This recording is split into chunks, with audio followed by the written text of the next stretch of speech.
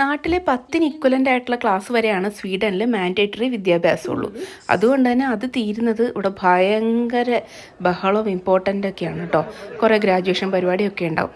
അപ്പോൾ ഇവൾ പഠിക്കുന്ന സ്കൂളിൽ ആദ്യം പ്രോം, അതായത് ഒരു പാർട്ടി ഉണ്ടായിരുന്നു, സ്കൂൾ ലിവിങ് ലഞ്ച് ഉണ്ടായിരുന്നു, കോറിഡോർസിൽ കൂടെ ഇവർ 9th 10th കഴിയുന്നവർ ഓടും, അങ്ങനെ ഒരുപാട് പരിപാടിയൊക്കെ കഴിഞ്ഞ് ലാസ്റ്റ് വരുന്നതാണ് കേട്ടോ ഈ ഗ്രാജുവേഷൻ. അപ്പോൾ ഞങ്ങളും ഗ്രാജുവേഷന് പോയിട്ടുണ്ടായിരുന്നു. നമുക്ക് ഇൻവിറ്റേഷനൊക്കെ ഉണ്ടായിരുന്നു കേട്ടോ. നല്ല പ്രോഗ്രാമായിട്ടായിരുന്നു അവർ നടത്തിയത്.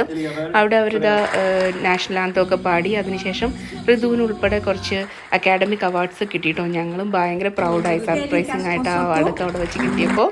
അതെല്ലാം കഴിഞ്ഞിട്ട് ഈ തൊപ്പി എറിയുന്ന പരിപാടികളൊക്കെ ഉണ്ടായിരുന്നു. അപ്പോൾ എല്ലാം നല്ല ഗ്ലാം മേക്കപ്പിൽ വേണം കേട്ടോ പോകാനായിട്ട്.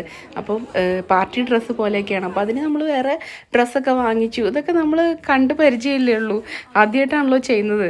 പിന്നെ നമ്മൾ ട്രഡീഷണൽ ഡ്രസ്സിൽ വരണമെന്ന് അവൾ പറഞ്ഞിട്ടുണ്ടായിരുന്നു. അതുകൊണ്ട് ഞാൻ സാരിയൊക്കെ കൊടുത്ത് പോയി. അവളുടെ ഫ്രണ്ട്സിൻ്റെ അമ്മമാരും അങ്ങനെ അവരുടെ ട്രഡീഷണൽ ഡ്രസ്സിലൊക്കെയാണ് കേട്ടോ വന്നിട്ടുണ്ടായിരുന്നത്. ഇതായിരുന്നു ഋതുവിൻ്റെ ഫ്രണ്ട്സ്.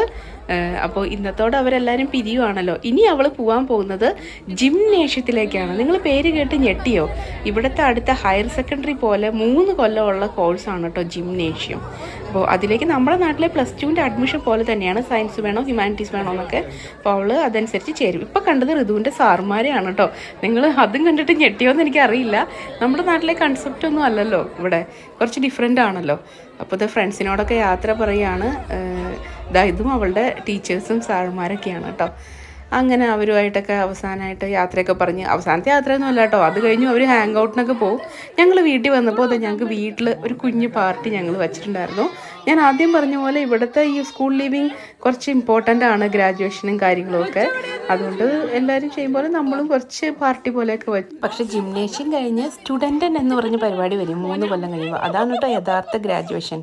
അന്നാണ് അടിപൊളി ഏറ്റവും വലിയ പ്രോഗ്രാം ഒരു സ്റ്റുഡൻറ്റിൻ്റെ ലൈഫിൽ നടക്കാമെന്ന് എനിക്ക് തോന്നണേ ഇവിടെ.